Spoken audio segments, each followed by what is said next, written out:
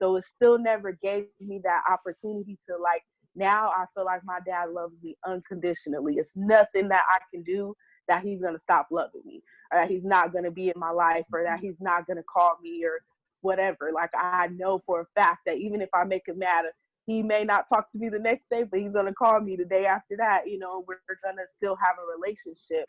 And it's cool to have that consistency in my life now. You know, I love it. Yeah, and there's two things that you said. One is that you guys are still learning each other, so you have moments where you might ask a question he might not feel comfortable asking or bringing up the past, and that's part of the process. Mm-hmm. And so, even though with Dynamic Dads, we are teaching co-parenting courses, which we'll be picking up when a lot of this COVID-19 situation changes. So we'll be having classes. We'll have those programs set aside for the males and also for females. But another thing you said was being consistent. And that's something that a man or a woman has to understand, that when I come back in this child's life, I have to be consistent. Because remember, if it was 5 years, 6 months, or 10 years, this man was not a part of your life, that's something both of you have to learn to bond together and do. For me, for me personally, it was hard for me to do because my father wasn't worried about being consistent. Like I said, he was worried about things of his nature, what he could do for him. You know, so I became the parent, sort of say, to this overdeveloped young man, if I could put it that way.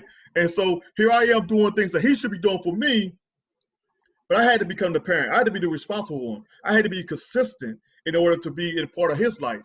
So if I didn't go 5 months without talking to him, man, I ain't hear from him. He was cool with it. And I'm not saying that's right or wrong, because there's a lot of fathers out there who think, hey, man, look, I'm doing my thing. She don't want me to part of her life. And the kids, hey, they know I love them. That's one of the key words that men will say. They know I love them. My kids know I love them. But you ain't showing it, bro. Mm-hmm. You ain't in their lives. You ain't going to the ball games with them. You ain't even buying those sneakers. You know they like the Air Jordans, but you ain't buying those Air Jordans they got on. Some other man buying them. Then you say, hey, yo, he better not touch my child. Two things you going to say. My kids love me, know I love them, and he better not touch my child. How can you make those two demands when you ain't a part of their life? Right, right. You know, I had a conversation with my youngest son a couple of weeks ago, and their dad has been passed on now. And it really brought me to tears. They're sharing things now with me that I didn't know. But